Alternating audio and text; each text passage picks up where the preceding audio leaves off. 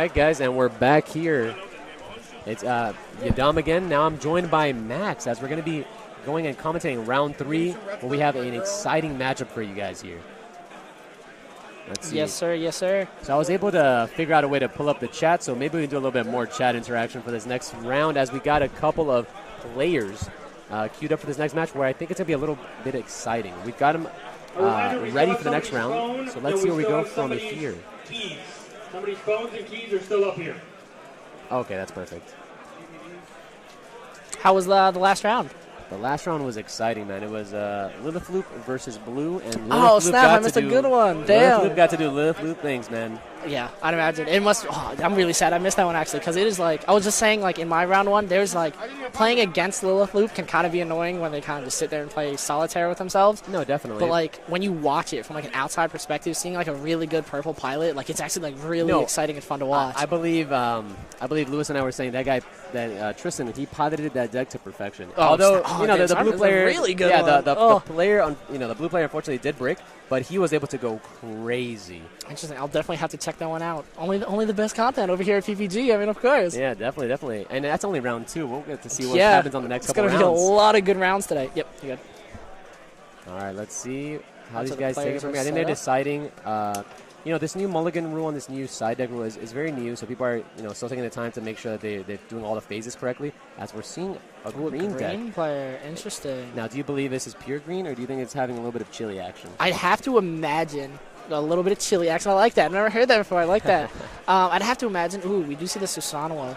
I'd have to imagine red just because the ceiling's a little bit higher. I do, myself personally, like the consistency of just pure green, but the fact that we haven't seen any red cards off of that Boko might indicate that we're just in the pure green zone.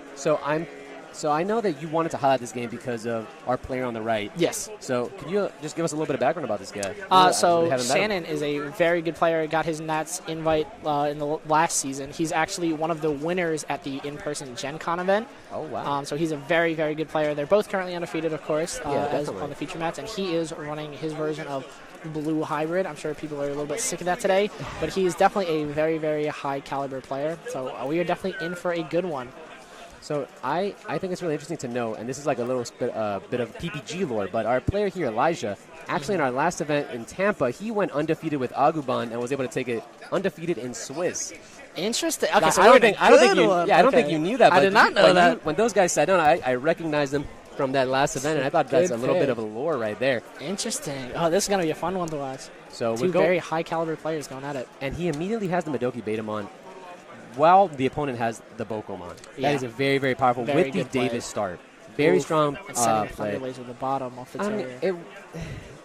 It does what it needs to do. Even though it did whiff, it did gain 2 KDP, which is irrelevant apparently when you hit an Azulon. But that 2 KDP may have mattered in another scenario, but it did what it had to do. It cycled a card. Absolutely. Okay, in a situation like this, obviously there's no tamer, so you can't get your value before Madoki comes out. Would you have swung, or would you just kind of keep the Boko on board? So I want to keep the Boko on board because the fact that green has the potential to remove that Madoki Betamon, and eventually I can get value. Unless I see a Sora and Joe or a Matt where I'm now I'm getting punished for this Bokomon, I will not turn it sideways because let's say this Bokomon swings and it's Sora Joe, the game just ends on the spot. Oh, yeah, absolutely. Right? It is super unfortunate. That's kind of something that's really intricate with the fact that these blue decks have. Like, if you're not going for game in one turn, these slow chip turns might, bite you in the butt. Yeah, they might bite you right back. As we don't see the JP in our, the green player is starting to see a very unfortunate start to their game. Yeah, he is. And not only is it, as you said, no JP, so he's not even really getting established himself, but his opponent is now putting up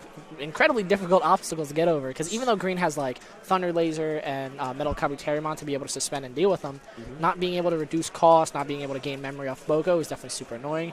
And then, no, definitely. And funnily enough, he decided to overvalue the Betamon over the Clam.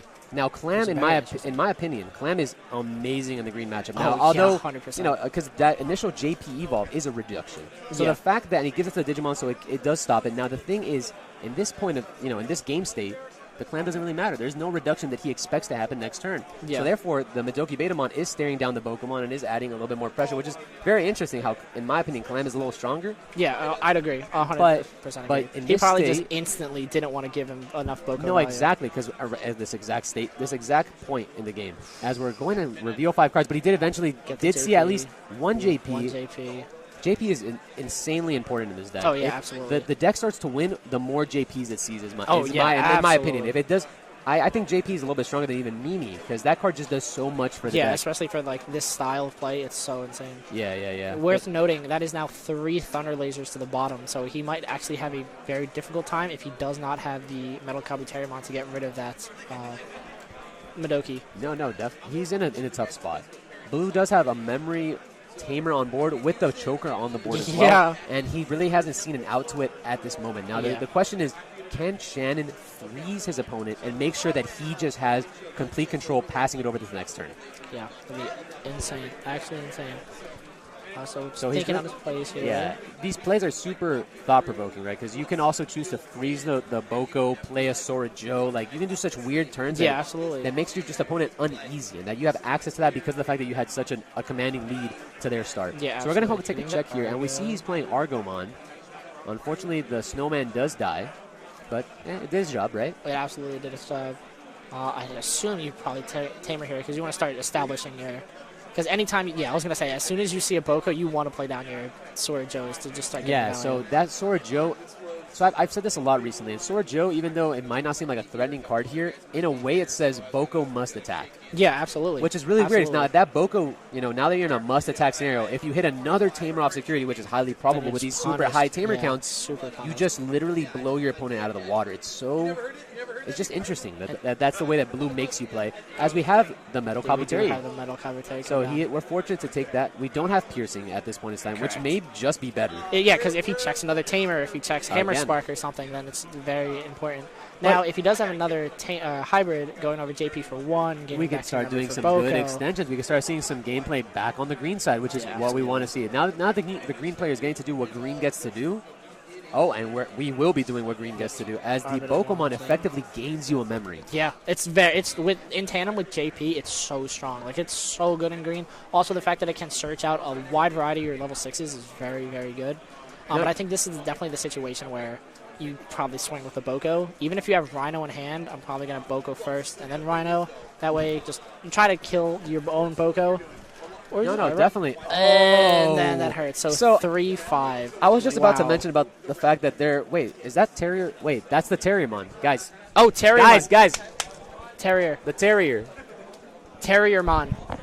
I was about to mention the fact that I thought it was a system, but I'm glad that I looked at it and made sure it was the right card. Thank goodness. So that the turn still gets to play because he does have the good Terrier. Phenomenal catch because that would have been...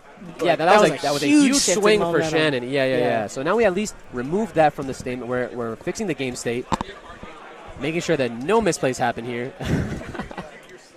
Interesting. Wow, that Terriermon's going to be That's huge. And the Pokemon does not go in. So he must just value it. He must be thinking, because my opponent doesn't have something on board or in raising, but I think I'd still swing with the Boko. I'd be content with the 3 memory from Mimi. So I would say as a little sussy of a play.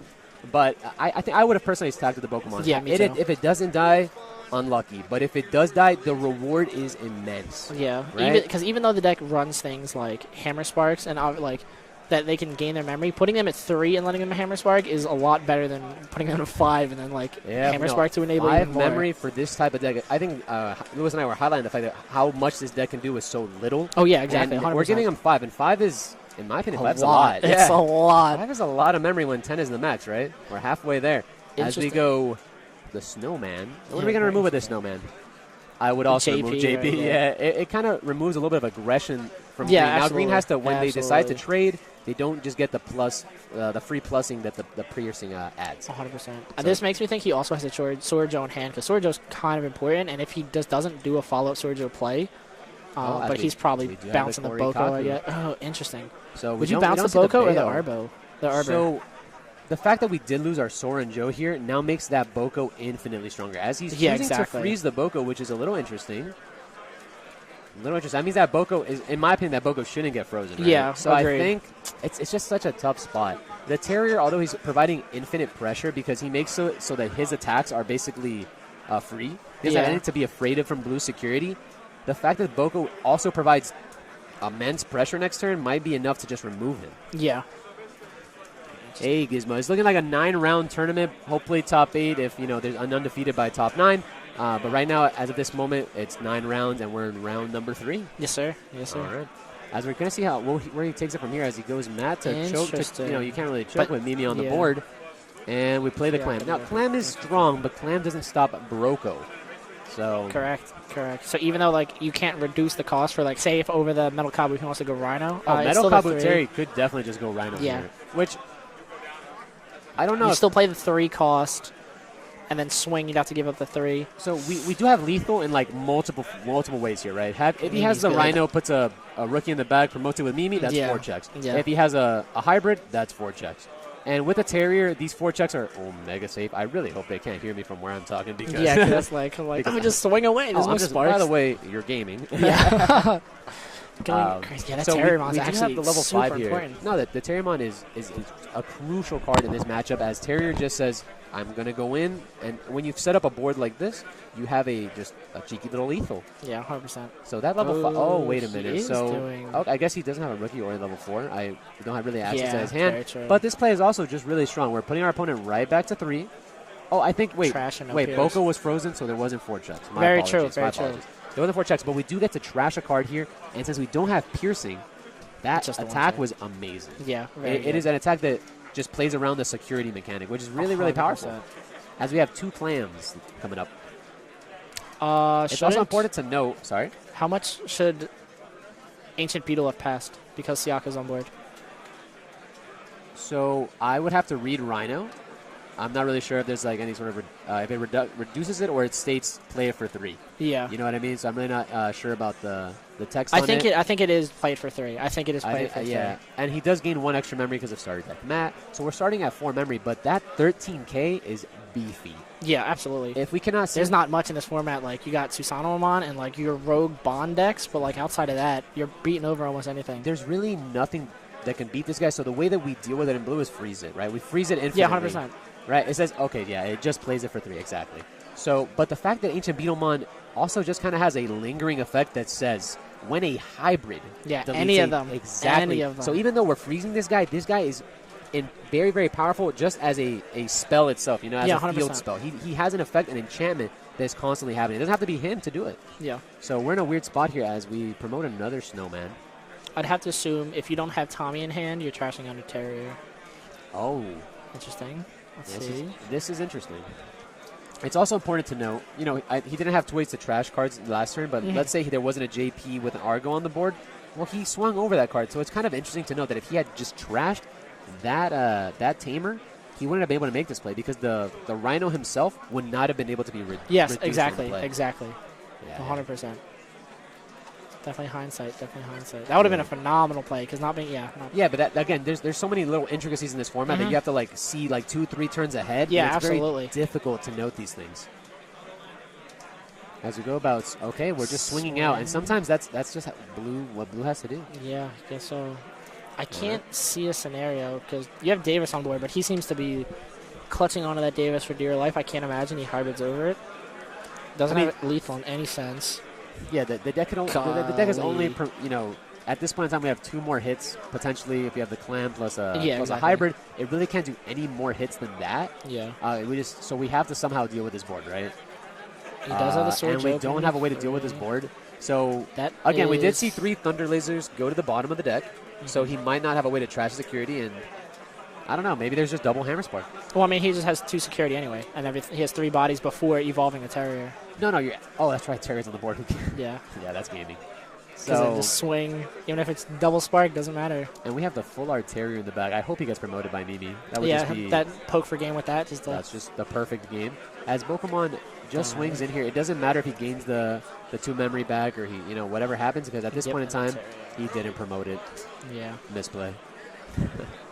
So yeah, that was a very a very interesting Interesting game, is a word. right? Interesting is a word. Right, so we saw how Green had a suboptimal start. His 100%. Start was hatch an egg, play Bokomon. Yes. So he missed on a rookie. He didn't really see a tamer. He saw the suboptimal tamer, which was the Izzy, as opposed to the JP, eventually getting to the JP, which led him to win the game, where his opponent literally started with Davis and Matt. That is something that's very interesting about Green, though. I think we did see it. We didn't see the Beetlemon really go too crazy, but Green does have the capability of fishing for the pieces that you need, because obviously starting with no JP, but then being able to dig and grab it does go very well. I will say it is unfortunate for the blue end, because it looked like he saw all of his pieces to stop his opponent, but didn't exactly have the pieces to like advance his own state. Because we saw the Davis and we saw Sword Joes every once in a while, but like it was almost like the second he brought it in, he would like evolve it into a hybrid and like got rid of it. So he didn't get like maximum value, I don't think. Mm-hmm. But we will see how, if anything, changed in game 2.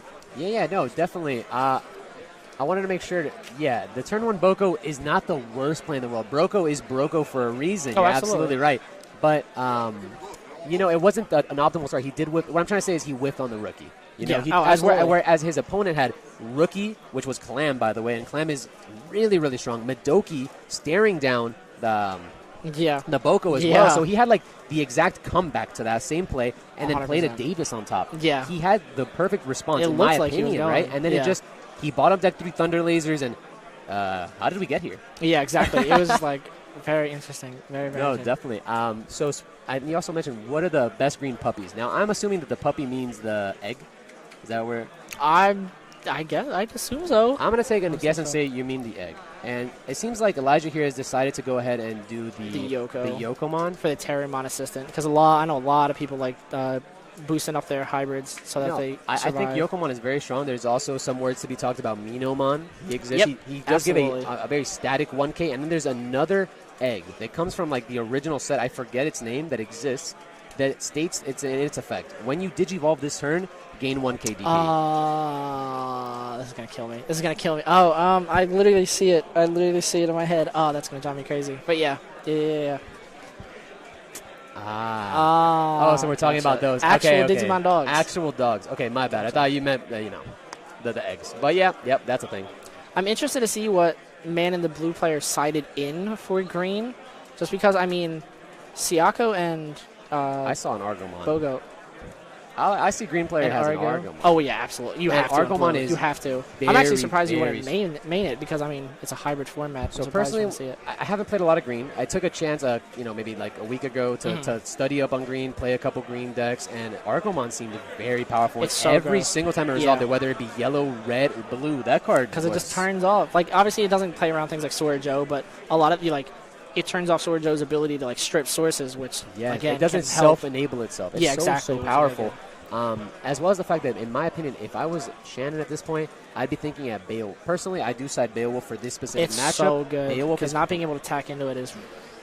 It's very difficult for green to find an out to that card, as they don't have any way to strip its sources, so it'll always have a hybrid under it. Exactly. So it becomes basically untargetable. Now, if you have one on the board, even though it's doing 1 hit per turn, that does put you on a pseudo clock. 100%. You know what I'm saying? And maybe you don't need it. It's not going to hit you 6 different times, but if it hits you once or twice, now you've severely reduced the threshold that Shannon needs to win the game. Just go crazy. Exactly. I think the only variation of green that I've even seen that can deal with Beowulfmon in any sense is actually green Gacha, because Gargo can just keep it suspended, so you kind of just ignore it. You keep it suspended so it doesn't just chip you away, or Nidhoggmon. But I can't tell you the last time I saw someone play Nidhogg in a green hybrid deck.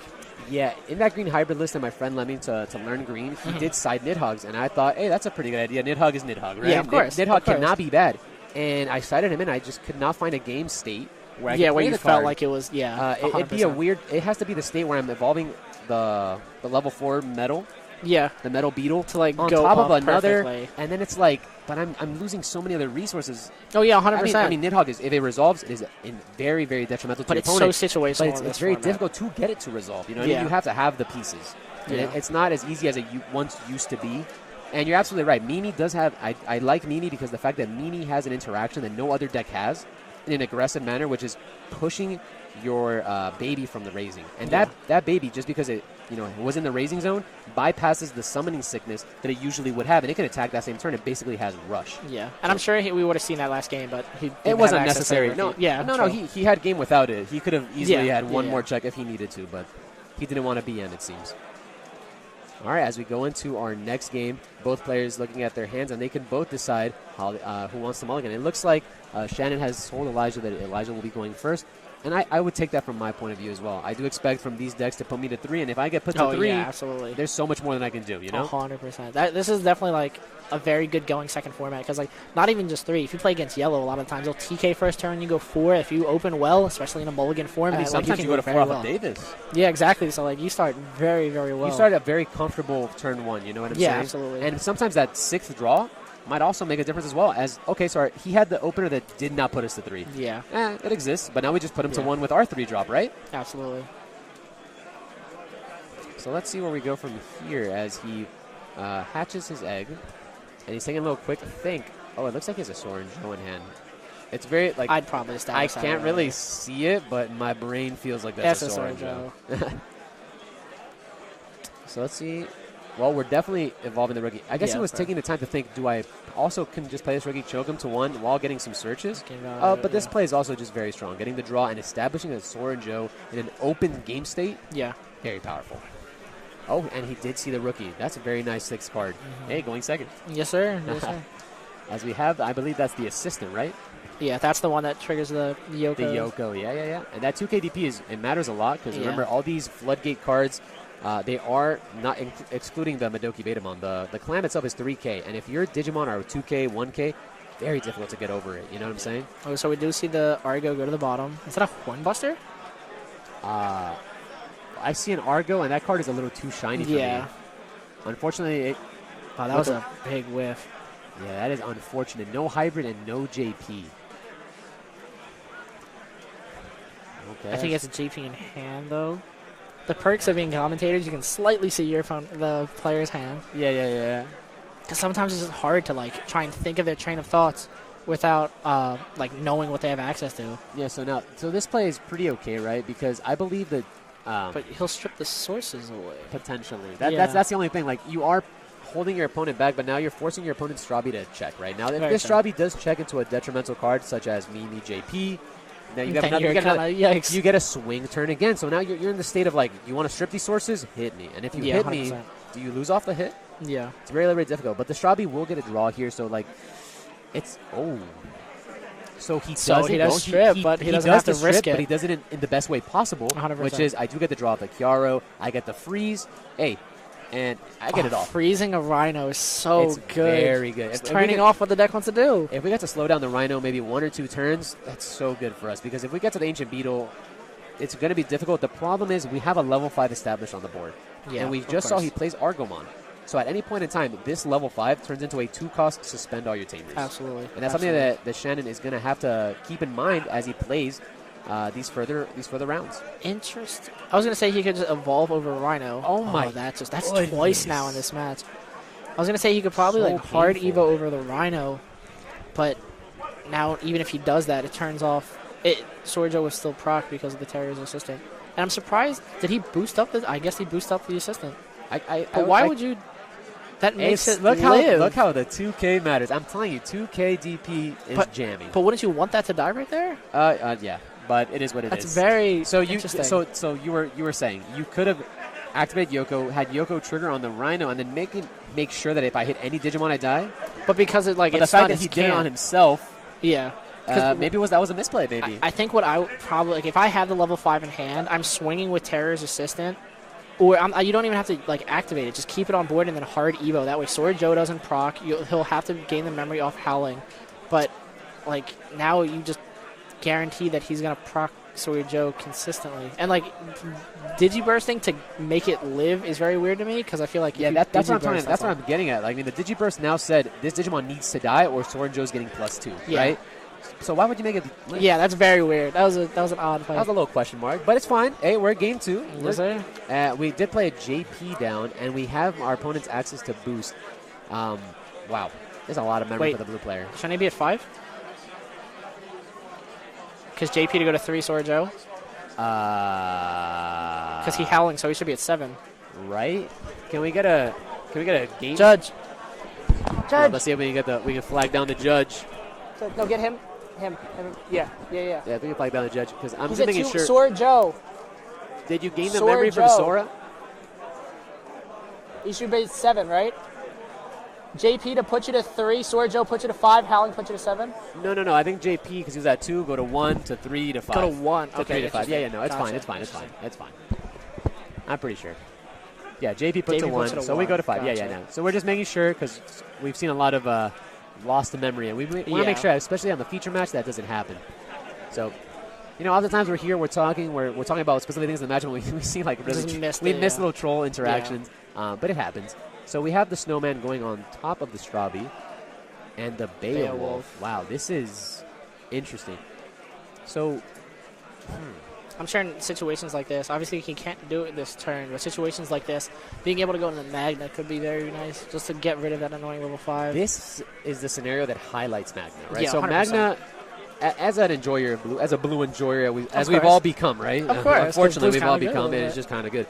So I love Magna and I hate Magna. Magna in the mirror is almost like a bait. Oh, absolutely. Right, you play Magna, you're removing a source, then they Sora Joe you, and you're never evolving on top of it, and you're forever doomed, right? Yeah. You're frozen and afraid. But Magna in this scenario versus Green can just bounce the Rhino, take care of the Terrier, and restand. So it would be very powerful. But it's such niche scenarios. Yeah, of course. And especially, we're expecting to see more blue than we are seeing green, so I understand if he's not playing it. Absolutely. It would make total sense. As the Beowulfmon gets immediately punished by Green's big security. Yes, sir. Yeah, yes. 13K is just, as we alluded to earlier, 13K. Yeah, this is one of the only decks that so I was talking with Lewis last round. 8K, in my opinion, is sort of pseudo-jamming, right? Yeah, of course. Because that is like the threshold that most decks are having, except for Green. Green is the only deck that really has like 13s and 15s possible. Yeah, 100%. You can just kind of you don't have jamming. Yeah. A lot of the times when you swing it, it either feels like you live and give them advantage through Tamers or just die because you check something insanely large. Yeah. How many games have we lost this format because I swung into security and it was a Sora Joe, for example, right? Which is really weird. Back in the day, if you hit a TK, you're like, nice TK, bro. Exactly, But now you're like, oh my god, I hit TK. Yeah, 100%. Right? So Howling Memory Boost coming down again to stun the Rhino again. He's had boost into boost, which I guess is understandable as he whiffed on a rookie, it seems, this turn as well. 100%. So we're seeing now Shannon having another suboptimal start to continue the game. He had a good opener, but it seems like his deck is struggling to keep up at the mid game. Yeah, absolutely. Kind of weird, right? Absolutely. And I'm interested. He must not.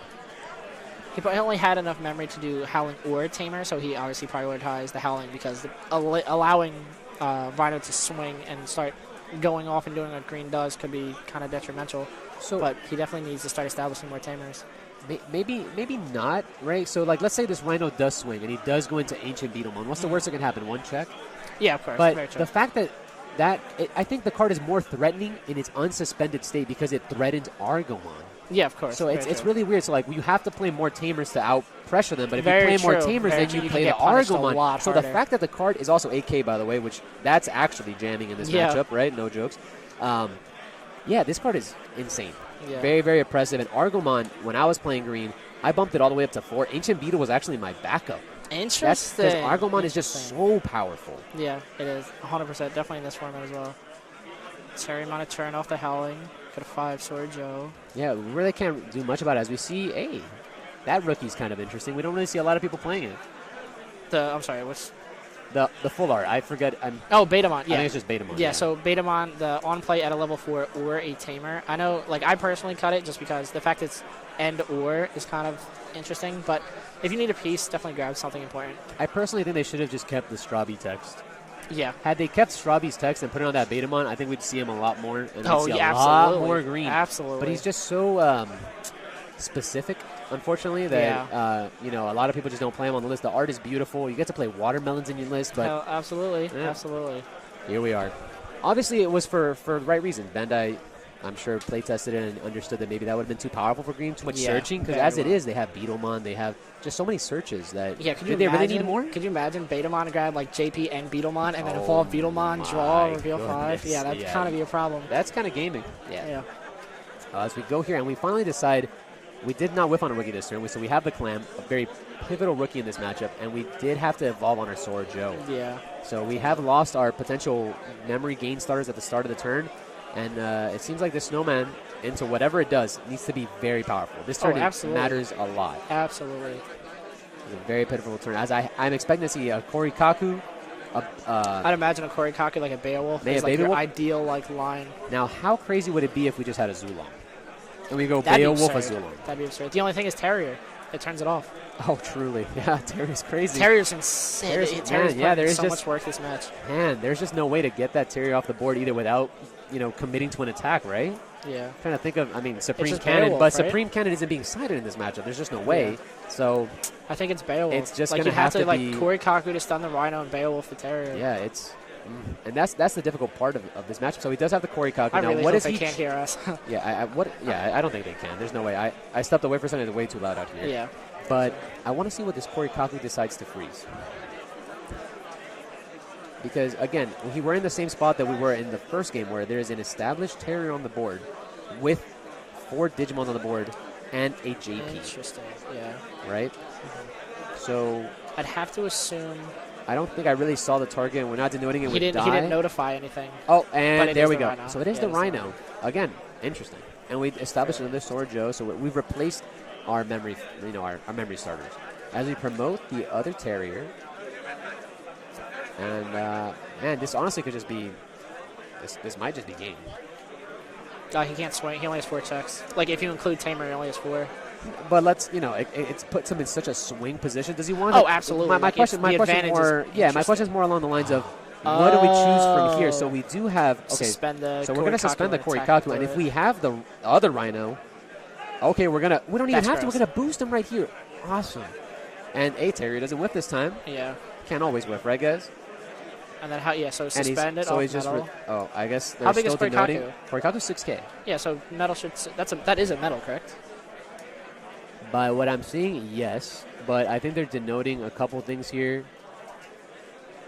We're getting some judge rulings, yes, and that does get suspended, my guy. So 8K piercing, and now he's over the 8K. Yeah, so if he hits a Digimon in security here, how can we come back at the blue side? Yes. I don't know, because honestly, the only way that you could shift your momentum possibly is hitting either the Ice Walls or the Hammer Sparks that we've seen, but that Terriermon's putting in a lot of work. I can't. Yes, sir. Because, if he just goes crazy right now. Right. Maybe he doesn't have to go crazy, because, again, he doesn't need to win this turn. Need to, yeah. Right? I'm probably swinging with 3 bodies. Oh, he's going. Oh, but he just has it, by the way. Yeah, he just actually has it. So I think at this, he's probably just swinging once, but it'll still be, 15? If he goes into Ancient Beetle, 15K piercing, trashing top security. Oh, he's just going in this turn. Respect. Boko. Got it. That's fine. I might do Beta and then swing the other Rhino. No, at this point, we've definitely, and that's the punish. What I'm saying. That's it. Okay. That's what I'm trying to say. Like, you kind of need to think about these turns and decide, like, was it worth it, right? Like, if you don't have game versus blue, this chip damage can come and bite you in the butt. 100%. And now we're in a weird game state that if he has another Korikakumon in his hand, that board it can get dealt with pretty quickly. Yeah. Pretty quickly, as it stuns both Rhinos and declares attack over the rookie. Yeah, 100%. Yeah. But I think you have to swing. You still swing the Rhino over the Korikaku just because you can't have 2 Korikaku just hanging out on board. No.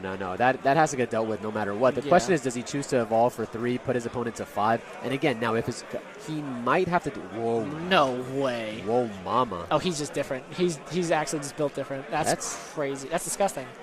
Wait a minute. What are they talking about? I don't see an issue. HBD's legal here. Yeah. Okay. Okay, sure. Yeah. I think they just maybe it's just a miscommunication. HP is just such a strong card, and green hasn't really been too relevant. So I guess maybe just unfamiliarity with what's going on, as we don't even have to go ahead and pass the turn with this play, which is really, really powerful. Oh, obviously, now we're trashing. Hindsight's 20/20, but could you imagine if he did that prior and trashed the Tommy off of the I mean, you can't really account for those things. Yeah, of course, yeah. But it is what it is. And either way, it does look like a very commanding position for blue. Still, yeah, definitely. He does have a mountain to climb this next turn. Oh, yeah, absolutely. As he's going to need exactly Snowman, Korikaku, Beowulf. If he has Snowman, Korikaku, Beowulf, we can deal with this board. But it needs to be those 3 cards, right? Yeah, and that's kind of really hard to do, man. Yeah, 100%. And it's like a pseudo deal with the board because the board is still alive. The Ancient Beetle is going to stay on the board as well as the Rhino, which again, as we've been saying, threatens the Argomon. So he needs a 3-card combo, and we've already seen 2 Snowmen as well as 1 Korikaku. The chances of this happening are slim, but this is a digital monster game where anything can happen. All right, so he's definitely thinking his plays about. Oh, I don't even. This is. No, it's really difficult. It's like he has to just have. He has to just go crazy. Like, he has to be absurd. Yes. And then I know Mannon is wishing that Terrormon wasn't on board. Yeah, and how important is it that this clan, by the way, is 3K in comparison to Terriermon's 2K? Yeah, absolutely. Right? Absolutely. Like, the fact that the clan can deal with the Terrier right now and then go and do your entire play is super important. And my goodness, it's like, oh, well. And I'm assuming you probably don't even activate Sword Joe here, right? It's probably just not even worth it. I don't think it's necessary. Well, actually, if you do activate the Sword Joe, then you cut the need for the Snowman. Very true. Right? Very, very true. So, again, I don't really have access to their hand, but if he didn't Soren Joe, I'm assuming he doesn't have Snowman into Korikaku. Yeah. But let's just see where he goes from here. And as he's taking a big thing, this is a very pivotal turn. If he makes one mistake here, it can cost him. This is absolutely. Yeah, this is game 2, so he is, and game 1 was taken by green, so every decision here matters as we do have the Snowman. Yeah, this looks like it is going to be one of the most important turns in the match so far. All right, so he needs to draw here. He's going to need to draw exactly the Korikakumon for this game state to be able to be dealt with. And he obviously has to have the Beowulf. So we'll go ahead and see if he has it. Oh, and he's drawing again for the, Elijah pointing it out. Good on him. Yes, he did draw the second. Perfect. All right, but does he have the out? I want to know how many level 5s he runs, because I feel like we haven't seen. I feel like we've seen one of each Beowulf. And then oh my god. Okay, so he has it. All right, so we have that. We can do the full stun if we have Beowulf. Yeah. And we can also loop the Korikaku, which is very, very powerful. And that could put us in a spot to potentially swing the game back. Yeah. Right? That's crazy. Oh, and cracked. He had it. He had the Snowman. He literally had the exact same thing. Perfect. Yeah, now, if does this Beowulf live in security? The first one didn't. So this one has to live, right? I don't. What is the worst possible thing it could have been in this security check? I have no idea. That's a good idea. Oh. But he'll stun the level 5 with Tommy. This is interesting. He decides not to go for the check this turn. Just Tommy stuns, right? Or am I? Yeah. No. Okay. Tommy is stunning, and the Korikaku they're both stunning. Both of those cards are frozen one way or another. Depends how he wants to do it. But my question is, why did the Beowulf attack into the security where it could have just bounced it? Or did he activate effect? He did activate effect. Oh, it's a polar bear. My bad. I like him being a snowman.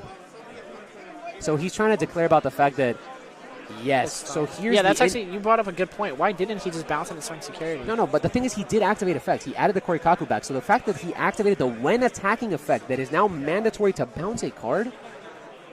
So yeah, the judge is going to be clarifying this because this will be interesting. He did declare attack on the Betamon. Therefore, I don't believe he gets a security check. It's not like a redeclare. Yeah, correct. So maybe he just didn't want to give him a JP. I think that's maybe what he was afraid of. So we're going to go ahead and see. I think he has to drop a rookie. I mean, yes, I do like him as Olaf. I'm not going to lie. Especially in a frozen type of deck. Oh, we have Hammer Spark too, so we can choke him to 1. Players. Are we putting a rookie? Deck boxes up here. If you're missing a deck box, please come up to the front. All right, let's go ahead and see. Yeah, maybe that. I hope that security check doesn't come and bite him in the butt, but that loss of security check might just. I think it might, because if he took that check and say that it lives, then now his opponent has 3 security and he's looking at potentially 4 attackers.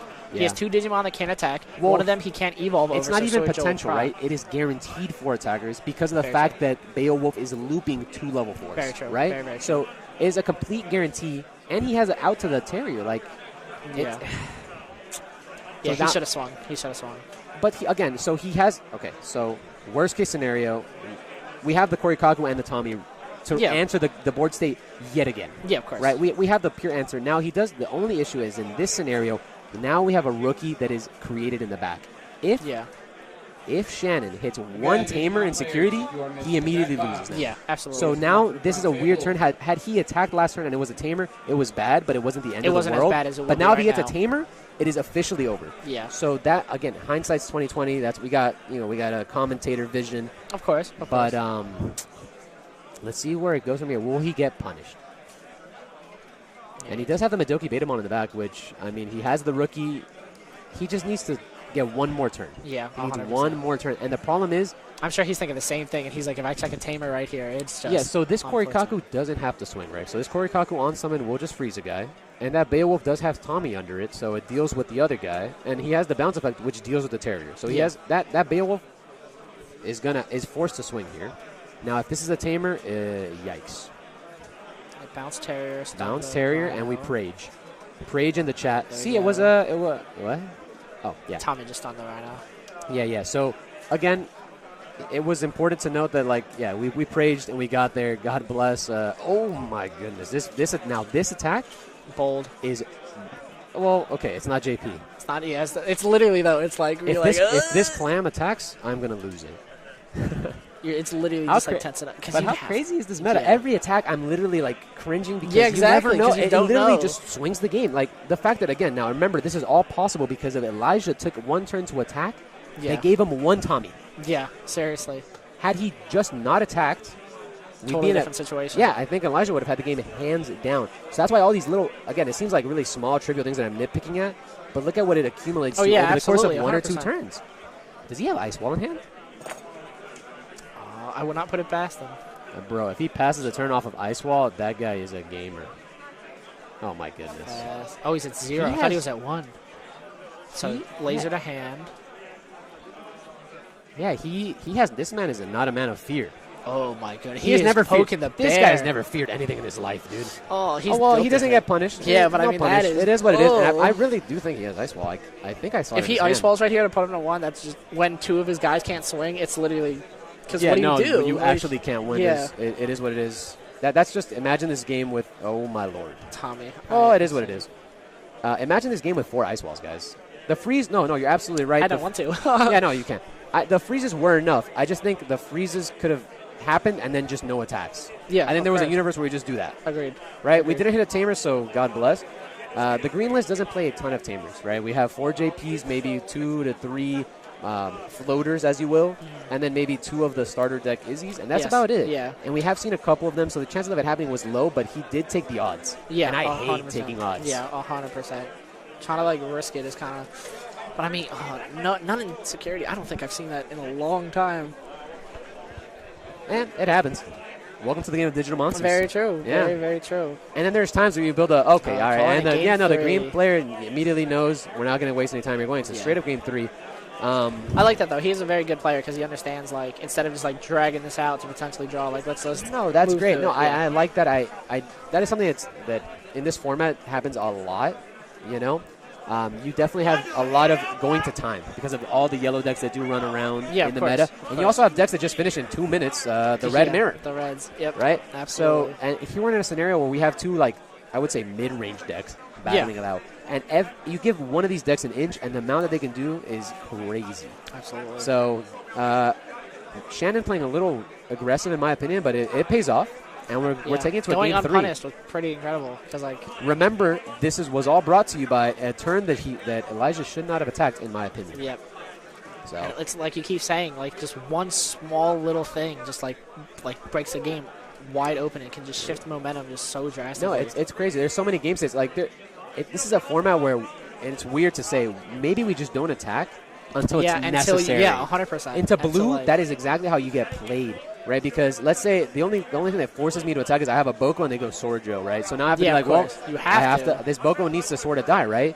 But if you hit into a tamer now off of that hit, then it makes the game 20 times worse. Yeah. Right? So that isn't a situation. But if I don't have to attack you and I can establish a Terrier, I can establish other cards, I'm just going to do that. Yeah, absolutely. And I think that'll benefit me in the long run. Yeah, 100%. But, I mean, it is what it is. And we'll go ahead and see how we take the next round. And do you think Elijah goes first or he goes second? If I'm Shannon or Manon, I'm definitely making green go first. Absolutely. Because, like we said, just being able to start at more memories is so good. Copium is playing black. Oh, it is Copium. But we did see a couple, again, as Lewis was saying last round, we did see a couple of ex-antibody players at the last tournament. And green decides to go first. Elijah is racked. As we go ahead and see the Betamon in the back, we did see a mulligan as well from Shannon and a Mimi. this is a pretty good opener, but 4 memory is a lot of memory to work with. So we'll see. Yeah, he has Madoki, very powerful in this matchup, and he gets the free Davis. That always feels like as a and no Davis. We're just not. Let's resolve things first, right? So we don't like whiff orders. Can he? What? Oh, he's just gonna play him down because it was gonna happen, but he's doing it in a weird way. But yeah, so we're gonna resolve Davis first, and then immediately resolve the book. Yeah, he's just doing it, I guess, for like speed's sake. I don't know, but it's fine. But any speed, you just. I guess saved. You just had to explain what you're doing. Yeah. Boko. Well, it's Boko. Ordering. No, like the fact that the ordering happened in this manner was a little bit better, right? Yeah, because you could have Boko into Davis, tamers? right? Jeez. So here's a quick question for you. So in my understanding from card game knowledge, you always do and get as much information as you possibly can first. Yeah, right. 100%. So in this scenario, it would be Boko. Yeah.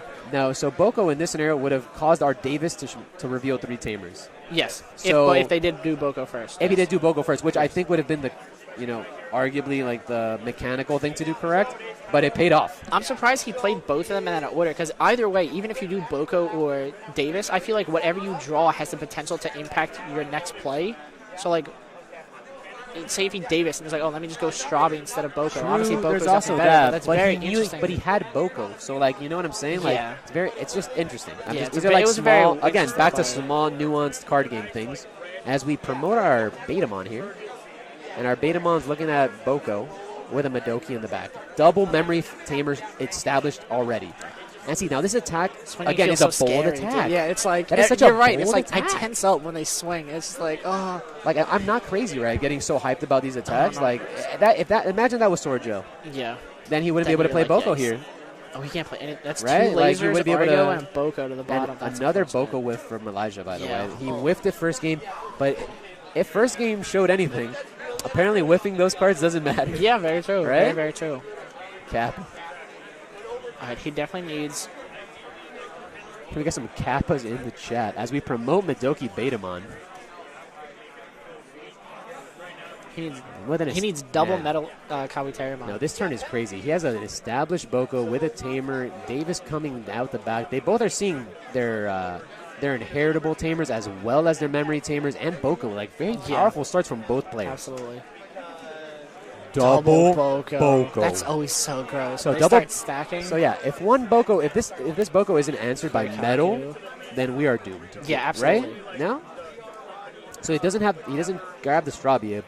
So I guess he's showing that he has a better rookie to ball in the back. He doesn't need any more searches. I guess he's set up. He's gone over like 15 cards in his deck. Yeah.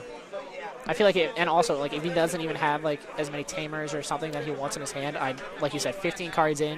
This is very powerful because he had the memory blocker to answer his Boko. Yeah. Right, where his opponent doesn't have it to answer the other Boko. Right. Now he does, although he does have that. That evolution is very powerful because of the fact that JP is broken. Yeah. Right. JP does make that evolve at 1 cost. That is insane. Right. If he had to. So we do grab the Metal Kabuterimon, whiff on Susanoo, Argo, and HBD. That was a whiff on another bunch of great cards, by the way. But we did, I guess, I guess we did get to the Metal Kabuterimon, so we will be able to deal with something. The question is, with what? It has to be a Boko, right? I don't think. As strong as the Madoki Betamon is, I think Boko presenting the fact that it will gain you 2 memory on an evolution is too much. That's too much. That is too much, right? Because like even though you can't gain your own memory off Boko in the current state, and like, the check, it dies. Yeah, I mean that's weird, right? But it is 6K is not jamming. It's 7 to 8K. I'd imagine. Yeah, he must not have had that. He does have Rhino. He does have Rhino in hand. How often does that happen where you don't Rhino or you don't Beowulf and you're like, whoopsie? Constantly. Yeah. I mean, he might.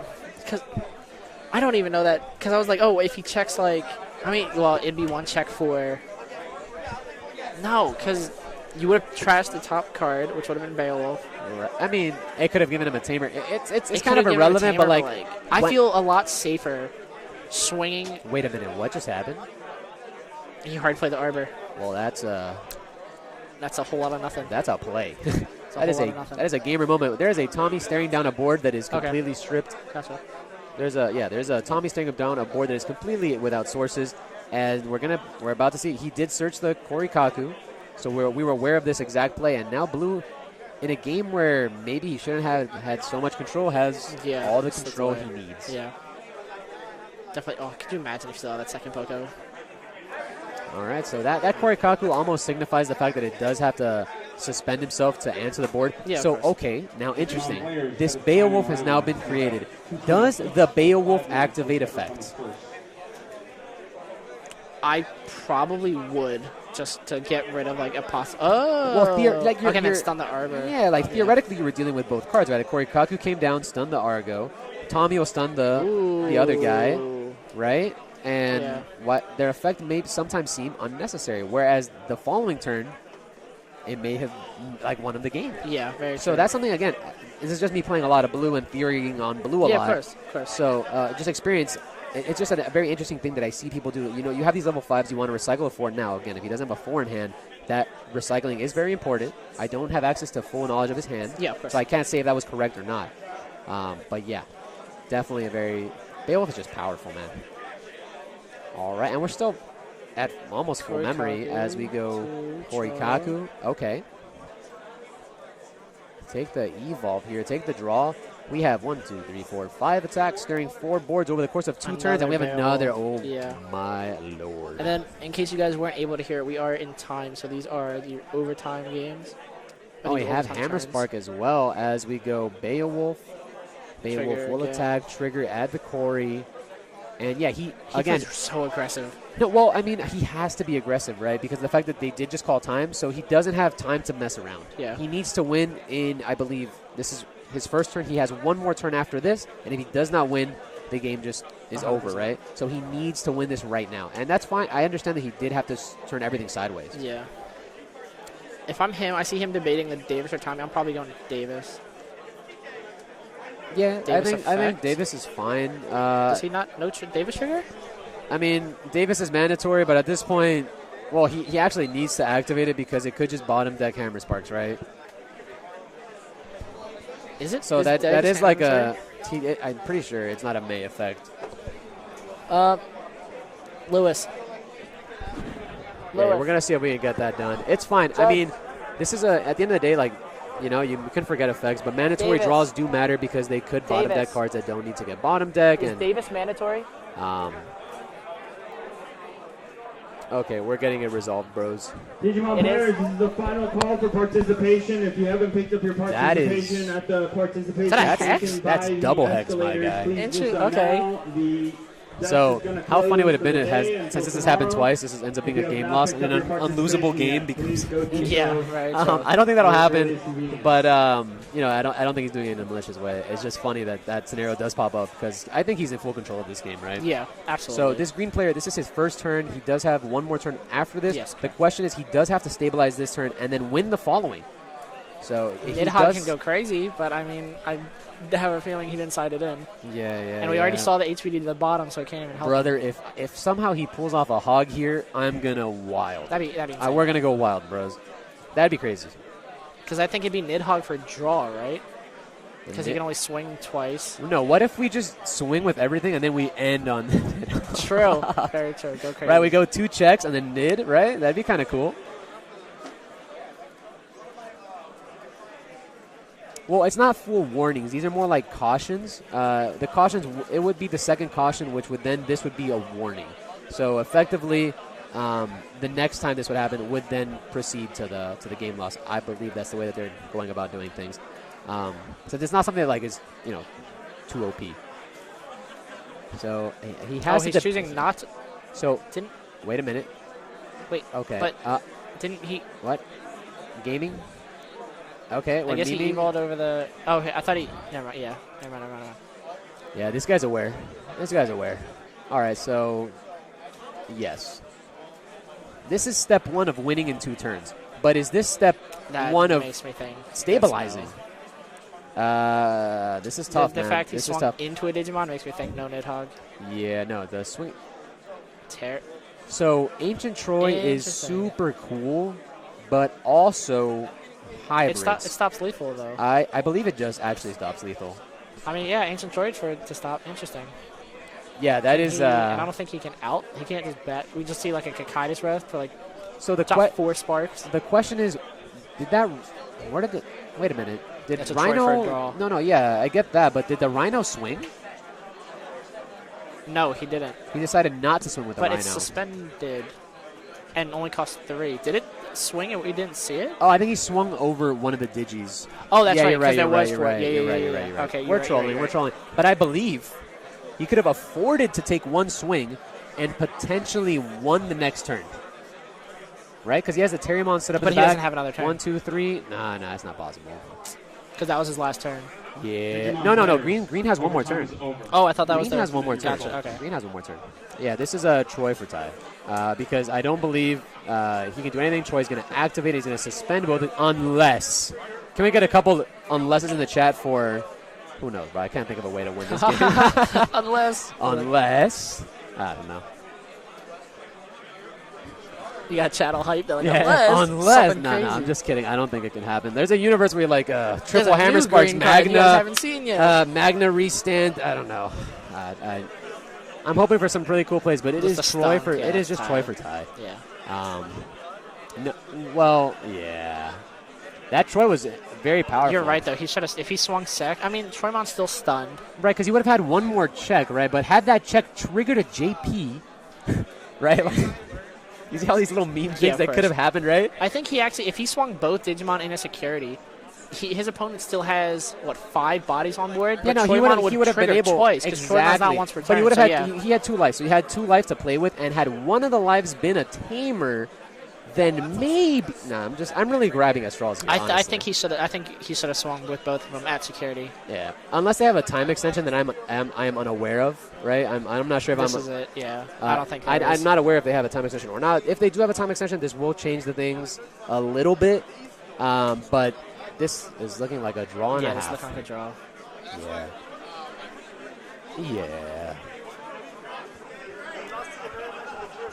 How can I? He's like, how can I take out 3 security? How can I reach? You know, we are. So the fact that we know that he bottom decked Susanomon and HBD. Like, if he did that right there, like, that could have been lethal. You're absolutely right. If there was a time extension, then they're playing in a different manner. It's hard. I don't really know what's. Oh, my God, this guy. Wait. Yeah, it's 1 or. Oh, my goodness. This guy should have just been Straubby, bro. Yeah. It's so unfair. Well, again, who knows? Well, then. If he can. I can't see a universe. Without Susanomon and HBD. Bro, I am poking so hard. Is that Hornbuster? Is that the stamped horn? Wait, we're hatching. Therefore, there is a time extension? Isn't that 4? I think that's 4 turns. Therefore, there's a... No, this would... I don't know that... If they... Do they have a time extension? Did they have a time extension? Do they have a time extension? Yeah, they should be on their own timer. Oh, they have their own timer. That's true. They do have a time extension. Therefore... Womp womp. Interesting. The Hornbuster for... Yeah, because I was the same way. Like, when he hatched, I'm like, wait a minute. Oh, they still have 10 seconds? Yeah. Okay, so, yeah, they weren't in time. It looks like Blue was able to take it. The Troy was not for the tie. It wasn't unless. It wasn't unless. Interesting. Yeah, and that just... Unless they have another 10 seconds. Woo! No. Yeah, that's game. So, funnily enough, and I don't want to harp on this too much, but that one attack in Game 2 that summoned the Tommy led to this universe. Momentum shifting. It's actually insane. Right, so had that not happened, would have had a swift 2-0, a couple handshakes, but it is what it is. That's why sometimes you have to know when to attack, and in these formats, it's so weird, right? It's not something you see very often. Like, very true. Right, and it's very counterintuitive because you think my Digimon are living because all the security is garbage. And then you swing into it. Your Digimon live. Now you trigger a Sora Joe, and you've just lost the game. You just give so much advantage away. You can't give Blue too much memory. No, because the things that they can do, the fact that they can unironically just hard cast a Susano at some point in time. Yeah, exactly. I don't think he'd be playing it in this matchup. But they had the ability to do it, which is like so scary. Could happen. And a Zulong, a thing that could happen, could just come out and just, as the Sora Joe's trigger to remove the whole board, Zulong just comes in and just goes, hey, by the way, game. Yeah, 100%. You know what I'm saying? And it's just so impressive. So let's see if we can go back. Maybe we can get an interview. I don't know how much time is left in the round, as I believe maybe that was the final game. So we might have to wait too